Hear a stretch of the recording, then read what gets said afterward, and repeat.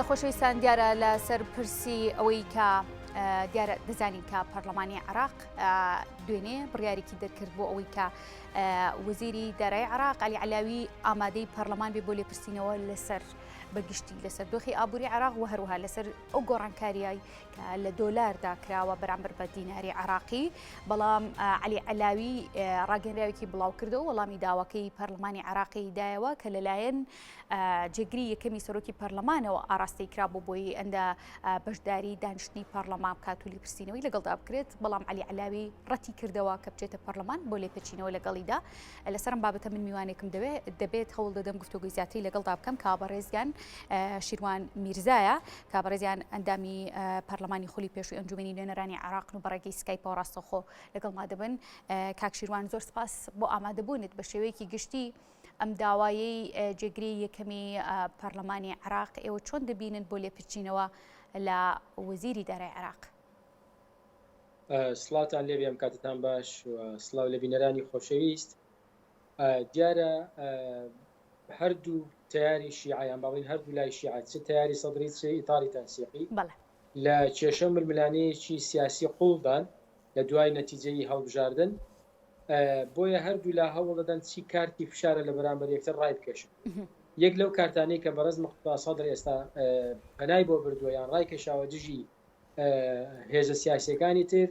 بریتیە لە بەکارهێ بابلێن فشار خستنە سەر ئەو بانکە بە ئەهلیانەی کە سەر بە حیزبە سیاسیەکان و سەر بە کەسەکان کە دوازار ئەوانیش سەر بە هێزە سیاسیەکان. یعنی شتێکی حاشا هەڵ نەگرێمە لە عێراق زیاتر لە 73 بانقی ئەهلیمان هەیە. ئەم بانکە ئەهلیانە لە ڕێگای مەزاجی عملە و فرۆشتنی دۆلارەوە لە بانقی مرکزی دۆلار وەردەگرن. دۆلارەکە لە بازار دەفرۆشنەوە ئەگەرنا لە سەدانەوەتیان زیاتر ئیشی بانقی و مەصرفی ناکەن لە ڕاستیدا بە حقیقت زیاتر هەرەوەی کە لە ڕێگای مەزاجی عملەوە لە بانقی مرکزی دۆلار وەردەگرن دۆلارەکە لە بازار دەفرۆشنەوە و قازانجێک دەکەنەوە قازانجە دەچێتە گیرفانی هەندێک کەسیان هەندێک حیزبی سیاسیەوە. بەڕێز مختار سەدر لە ڕێگای بانکی مرکزیەوە کە مستەفا مخیف سەرۆکی بانکی مرکزیان پارێزگاری بانکی مرکزی کە بە کەسێکی نزیک لە سەدرەکاندا دەنرێەوە ئەوان وەخت پشتگیریان کردو هێنا لە دوای عەلی عەلاق. بۆیە بە تەوەقعاتی ئێمە ئەمە کارتێکی فشارە لەلایەن بەڕێز مختار سەدرەوە دژی ئەو هێزە سیاسیانە کە دوجار پەیامێکە دەڵێ ئەگەر ئێوە لێ نەگەڕێن من حکوومەتی زۆرینەی نیشتیمانی دروست بکەم و بە کەیفی خۆم وڵات بەڕێوە بم دەست دەبم بۆ هەندێک مەلەفی ترکە مەلەفی بڵێن سەرچاوی داهات و پارەکانیانە و لەوانەیە دەست بە بۆ مەلەفی چەکی دەرەوەی دەوڵەت یانی ئەو هێزانەی کە لە دەرەوەی دەوڵەت چەکیان هەیە. یعنی ئەم فشارانە دروست دەکەن. بە تەوقیعی من جوڵەیەکی سیاسیە دژی لایەنەکەی تری شیعەیە بە دەرەجەی یەک. باشە لە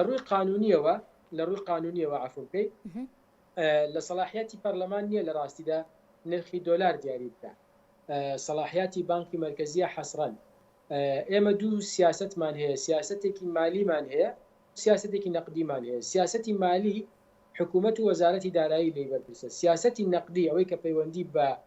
نرخی پارە و عملە و چۆنێتی بابلین چاپکردنی پارە و خستنە بازار و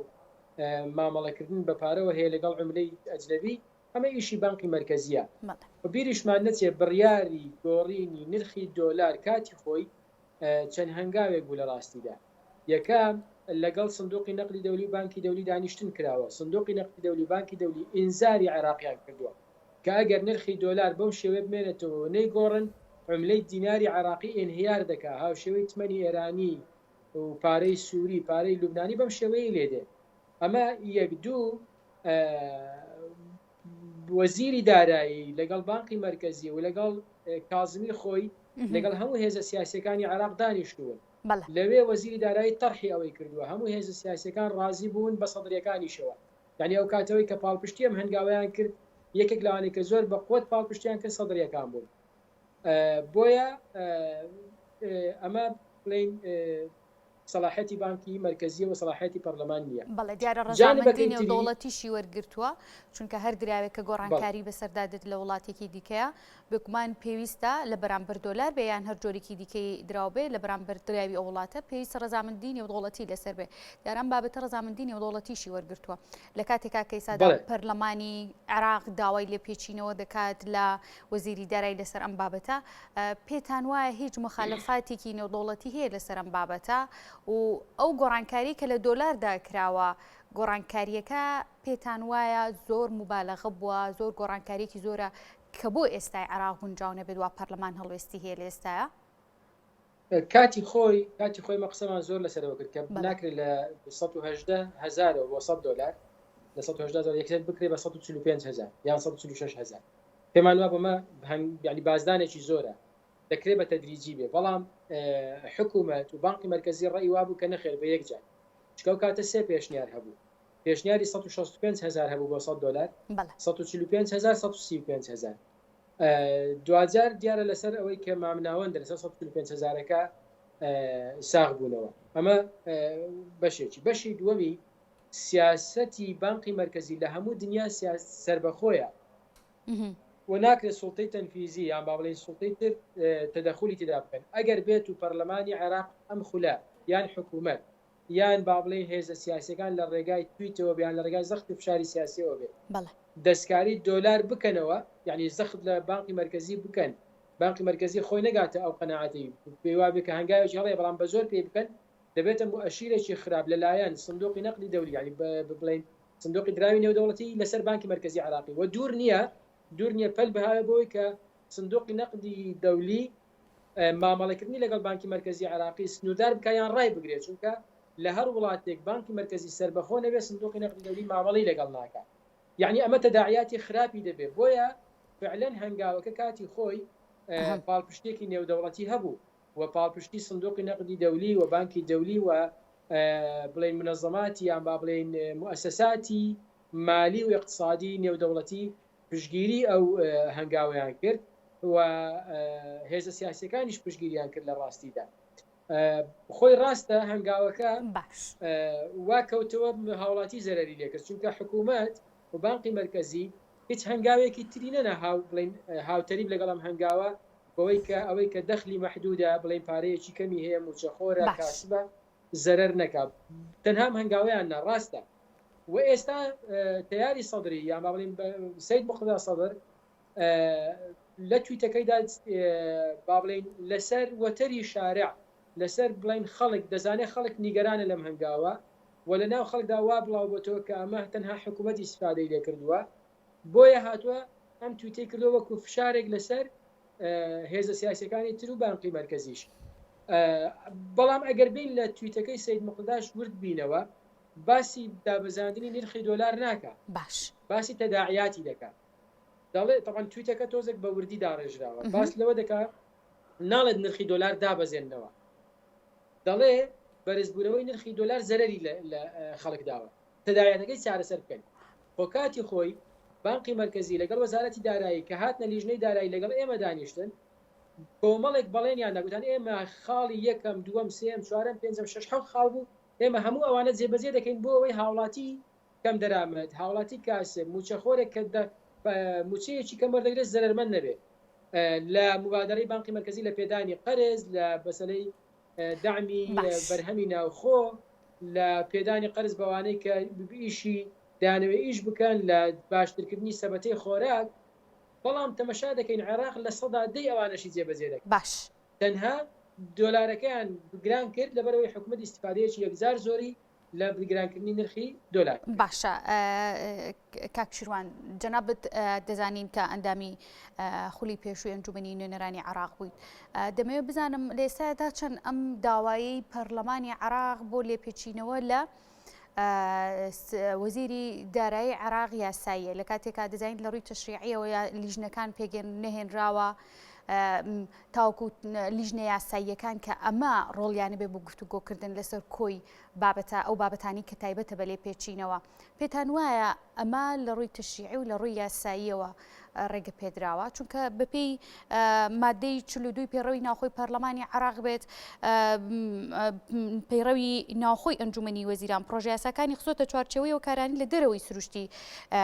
کاروباری ڕۆژانن پێتان وایە یاسایی و قانونی بێ لە ئێستادا ئەم بانکێشتە؟ یعنی جارێ یەکەم یاسایی نییە لەبەر ئەوەی ئەم پەرلەمانە یعنی ئەم حکوومەتە متمانەی لەم پەرلەمانە وەرنەگرتووە تاوەکو ئیقالەی بکەن دەکرێت بەسەر بەرمنە بێتە پەرلەمان بانکێشت بکەن مناقەشە بکەن لەسەرەوەی کە زروفێک لە وڵاتدا ڕوودەدایان هەیە بەڵام جارێ یەکەم بیانەوێ نرخی دۆلار دەستکاری بکەن سەلاحەتی پەرلەمان نییە و تەدەخولە لە سەلاحەتی بانقی مرکزی ئەمێ دوو ئەم پەرلەمانە متمانی بەم حکوومەتە نەداوە تاوەکو وەزیرەکەی بانکا متمانی لێ بستێنن سێ ئەوەی کە ئەمڕۆ بەڕێز زاملی حاکم زاملی ڕایگەیاند کە ڕێگەی سەفەر لە وەزیری دارایی دەگەنەوە هەر بابلین تەدەخولە لە دەسەڵاتی قەزاییە مە ئیشی قەزایە ئیشی پەرلەمان نییە لە ڕاستیدا بۆیە تەواو سیاسیە منافەسە و ململانەیەکی سیاسیە خۆی بەڕێز عەلاوی هەر لە بیدایەتەوە وابوو یعنی زۆر مامەڵەی لەگەڵ پەرلەمان خۆش نەبوو ڕاستی ینی کاتی خۆشی زۆر حەزی بە بانکێشتکردن و بە هاتنە پەرلەمان باوەڕ نەبوو لەگەڵ ئێمەش هەروە بوو بۆ خۆی ڕاستە ئەو وەکو پێویست نییە ئەمە بجانی بێکە بەڵام ئایا ئەوەی هەنگاوی پەرلەمان یاساییە یان نایاساییە نەخێر نایاساییە و توانای لێپرسینەوە و لێپرسینەوە لێنجا بیریشمان نەچێ تەمان هەفتەی مانگ قەرارەکە دەرچووە هەفتەی مانگ نازانم میترەوە خۆیان دەزانن دەستەی سەرۆکاتی پەرلەمان ئایا چۆن ئیمزای 50 کەسیان 50 پەرلەمانتاریان کۆ کردوتەوە و ئەمڕۆ بڕیارێکی دیکەیان دەرکردووە ئەمڕۆ حاکم زاملی بڕیارێکی دیکە طبعا لە ڕێگای جێگری ئەمینداری گشتی پەرلەمانەوە کاویش سەدرە بڕیارێکی دیکان دەکرد بانگەشتی وەزیری داراییان کردووە هەر بۆ ئەمڕۆ بڕیارەکە دەرچۆ بۆ ئەمڕۆ سەعات 11 ینی دیارە مەسەلەکە زیاتر جانبێکی سیاسی هەیە تاوەی کە شتێکی میهەنی و اقتصادی باشە کاکشیروان دەزانین بە ئەزمموی 15 ساڵی ڕابردوو کە هەمیشە پێگە و هێز لە ڕۆژەڵاتی ناوەڕاست کە عێراقیش وڵاتێکە لە وڵاتانی ڕۆژەڵاتی ناوەڕاست بە تایبەتتر زۆر ئەم بابەتانی تێدا خست بۆتەوە زۆر قوڵ بۆتەوە پێگە و هێست ڕۆڵیان زۆر هەبووە لە تەواوی پرۆسە سیاسیەکان لەو سیستمەی کە دەوڵەت ئاراستاکە لەو سیاسەتی کە دەوڵەت ئاراستاکات و دەوڵەتی پێوە بەڕێوە ئەبرێت لە ئێستادا پێتان وایە عەلی عەلاوی وەزیری دارایی عێراق هەم پێگەکەی هەم هێزەکەی بتوانێت یاریدە دەربێ بۆ ئەوەی ڕوبەڕووی داوایەکی لەم جۆری پەرلەمان بێتەوە لە کاتێکە خودی عەلی عەلاوی پەرلەمان خۆی ئەم دەسەڵات و حکومی پێدا و هەڵبژێردراوە لە ڕێگەی ئەوانەوە بۆی کە بێت بە وەزیرێکی دارایی من تەسەور دەکەم عەلی عەلاوی دەزانێم حکومەتەکەی کۆتاییە و پێم وانییە جاری داهاتوو بتوانێت بێتەوە بە وەزیر لە حکومەتی داهاتوو بۆیە ینی مووقفێکی بوێرانەی نوان بەرامبەرەوەی کە دەڵێ من ئامادە نیم بە تویتێک هەموو هەر ڕۆژێک بانگ بکەن بچمە پەرلەمان بچمە لێپرسینەوە لەگەڵ بکەن فەرموو ئیستیقالە دەکەم یان ئیقالەم بکەن لە پەرلەمان یعنی تۆزێ لە بێمنەتی پیشانداوە بۆ پێی کە خۆی کاتی خۆی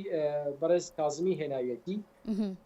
بەڵام بیرمان نەچێت لە ماوەکانی ڕابردوودا لەگەڵ لەسەر هەندێک بابەت لەگەڵ کازمیش زۆر گونجاو نەبوو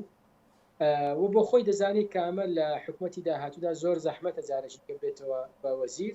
ئەم حکومەتەش تقریبان بەرەو کۆتاییە بەڵام بیرمان نەچێت ئەمە با بڵێن سەیطرەی سەدرەکانە بەسەر حکومەتیش و بەسەر پەرلەمانیش لە حکومەت حەمید غزی کە ئەمینداری گشتی ئەنجومەنی وەزیرانە ئەگەر بێت تەماشای کار و بڵێن چالاکیەکانی بکەیت وەکو سەرۆک وەزیران مامەڵە دەکات لە پەرلەمانیش ئەگەر دیقەت بدەیت تەماشا دەکەین نەحەلبوسی دیارە نە شاخەوان عەبدوڵڵا حاکم زاملی زیاتر جمو جۆڵی هەیە بۆیە سەدرەکان تقریبا لەوەشدا تەلەو دەتوانین بڵێن سەرکەوتوو بوون لە ڕێگای حاکم زاملیەوە سەیطرە بەسەر پەرلەمانیشدا دەکەن بۆیە دەیەوێت وەکو باسم کرد لە بیدایەت ئەمە هەنگاوێکی سەدرە دژی نەیارەکانی یعنی دژی لایەنەکانی تری شیعە کە دەست بۆ سەرچاوی داهاتیان دەبە دەست بە پارەکانیان دەبە باسی سلاح و چەک لە دەرەوەی دەوڵەت دەکات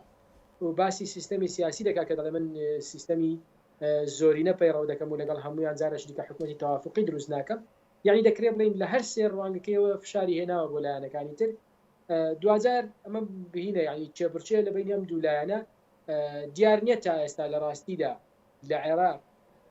هەنگاوەکانی کاملایانیان سەرکەوتو دەبێ و سەردەگرێت بەڵام هەردوولا دواکارتی خۆیان ڕادەکەشن دژیە. باشە کاک شیروان پێتان وایە کە وەزیری دارای عێراق کارەکانی لە ڕووی ئابوووریەوە ئەو گۆڕانکاریە ئابوووریانی بەتایبەت کە لە دراودا کردوێتی لە نرخی دۆلاردا کردوێتی بەرامبەر بە دیناری عراقی سەرکەوتوو بووە لە کارەکەیە تا ئێستا ئەو قەیرانی ئابووری کە عێراقی گرتەوە دەزانین لە ساڵانی ڕابردوودا علی علاوی توانی بەپی پێویست لەگەڵ یا مامەڵە بکات و دۆخی عێراق لە هەرسهێنان بپارێزێت دەزانین کە قەرزێکی زۆری لەسەر لە ئێستادا حکوومەتی عێراقی دەکرێت بڵێن چ بەڕێز کازمی چ علی علاوی وەکو وەزیری دارایی لە ڕاستیدا دەکرێت بڵێن خراپ نەبوون بەڵام هیچیشیان نەکرد لە ڕووی اقتصادیەوە بۆ عێراق ئەوەی کە مساعد بوو بۆیان هاوکاری کردن ئەوە بوو کە عێراق نرخی نەوت بەرز بووە و ئەم نرخی نەوت بەرزبوونەوە وای کرد کە عێراق لە ساڵی 2021 و تا ئێستاش هیچ قەرزێکی دەرەچی و ناوخۆیی نەکا و ئەو پارەی لە فرۆشتنی نەوت دەستی دەکەوێت بەشی خەرجیەکانی بکە بەحتاتی بانقی مرکزیشی پێ بەرز بکاتەوە بیریشمان نەچێ زیاتر لە 20 تریلیۆن دیناریان تەنها لە گۆڕینی نرخی دینار و دۆلار دەستکەوتووە یعنی گۆڕینی نرخی دۆلار لە بەرامبەر دیناری عراقی ئەو هەنگاوە سوودی بۆ حکوومەت یەکجار زۆر بوو بەڵام بارگرانەکەی خستکەوتە سەر هاوڵاتی و لە مقابلدا هیچ شتێکی تر نەگۆڕا بنمونە نەبوو بەهۆی ئەوەی کە بەرهەمی ناوخۆ برەوی پێ بدرێت دەعم بکرێت بەرهەمی بڵین هاوردە کەم بکرێتەوە بە پێچەوانەوە لە ناو بازار هەمووی گران بوو یعنی ئێستا بنمونە دۆلار لە 180 تا لە 120 گران بووە لە 120 گران بووە وانە بەڵام ئەگەر بین هەندێک کەلوپەل هەیە هەندێک هەیە لە بازاردا مقارنەی بکەین لە 130 تا لە 150 گران بووە بۆیە نەخێر بە قەناعەتی من ظروف و بەرزبوونەوەی نرخی نەوت مساعد بوو بۆ کازمیش و بۆ علی علاویش ئەگەرنا لە ڕووی اقتصادی و لە ڕووی واقعیەوە عێراقیان لە ڕووی ئابووریەوە هیچ بەرەو پێش نەبوو. بەڵێ زۆر سپاس بۆ بەڕێز شیروان میرزا کا بەڕێزیانە دامی پەرلەمانی خولی پێشوێن جومنی نوێنەرانی عێراق بوون کە لەم تەوری بەرنامەکەمان میوانمان بووی مادوو نەبی